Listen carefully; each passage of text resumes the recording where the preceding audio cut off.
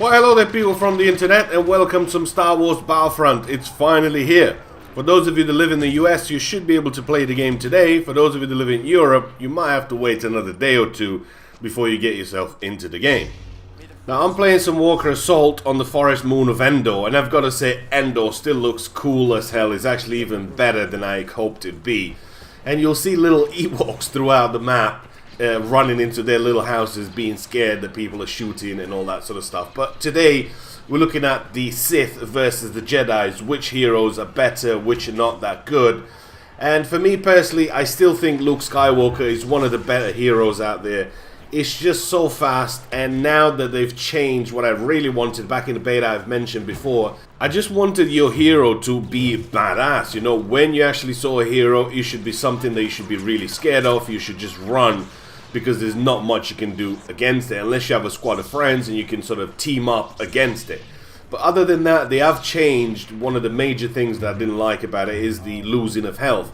Now, you always, as soon as you got the hero back in the beta, you start losing that meter, that bar will start going down and you end up losing health without you actually doing anything. So that's been changed, and I'm really happy about that. Now, if you do experience a little bit of lag, which you'll probably see a little bit here, that's because I was playing on a Singapore server with about 500 ping or whatever I had. So yes, there's going to be a little bit of lag for me.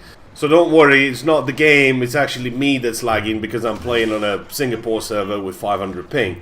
Now, when it comes down to heroes versus villains, the Sith versus the Jedi, I still think Luke Skywalker is one of the better heroes. I have played with Han Solo and I have played with Leia. Leia just feels like a regular trooper.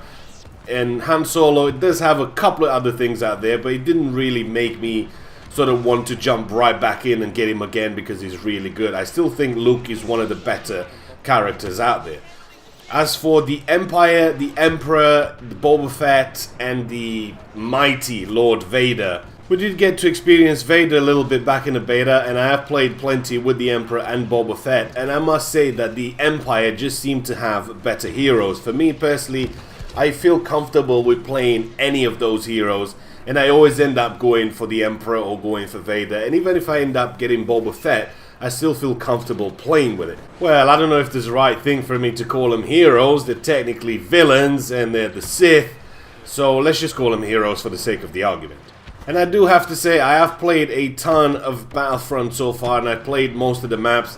You'll be surprised to know that there isn't really that many maps when it comes down to Walker Assault. I mean, Walker Assault itself only has 4 maps, which is the Outpost Beta that we know from the beta. We have Junland Wastes, we have Sorrow Sub Central Plex, and we have the Forest Moon of Endor. And that's it for this game mode. When it comes down to, if you want to play Droid Run, you have the Sulphur Fields, you have the Ice Caves, you have Swamp Crash Site, Jawa Refuge, you have the Dune Sea Exchange, and you have the Rebel Base. Again, it's just kind of just the same maps, the same planet, but it's just a different part of the map that you experience, and then you'll get to play a little bit on. But really, there's not that much of a choice when it comes down to maps. As for the weapons, the new weapons introduced into the game, in the beta we only had a couple weapons. Now we get to see the full arsenal of the weapons, and we do have 11. They include plenty of blasters and plenty of pistols, so that's going to be up to you what you choose. And yes, I am going to play a little bit with the Emperor. Look at his hands. Nature of the dark side. The Emperor is just cool, and he does that little, if you press 3, and I'll be pressing it a couple of times. Look at that, man. That's just too cool not to do that. Now, one of the main reasons why I think that the Emperor is one of the coolest and baddest dudes out there is because his ability to drop a hero health pickup.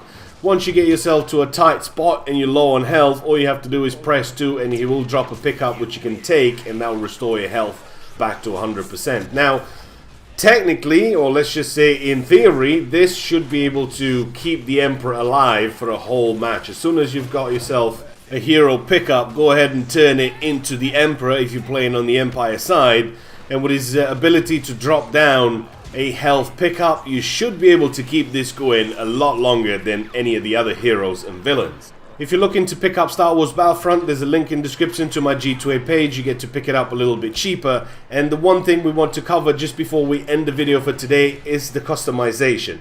We wanted a lot of customization in the game. I want to make my character unique, and I just want to make him feel special. And when you meet somebody else, everybody's going to be slightly different than you, and it's going to be all sorts of cool little things that you'll get to see. So this is what we have to customize your character. If you're playing for the Rebellion, you're going to have plenty of skins out there to change. Mostly the only thing that you could really change is the head. And you can give him a helmet, or you can give him a different hairdo, you can make him Asian, you can make him black, white, old, young, all sorts of different things. And at the end, you can have a few different other skins which you can get yourself, and you will need sort of levels and money and all that sort of stuff for you to put into before you can unlock some of these. But that's pretty much it for the Rebellion. The only thing they can really change is the head.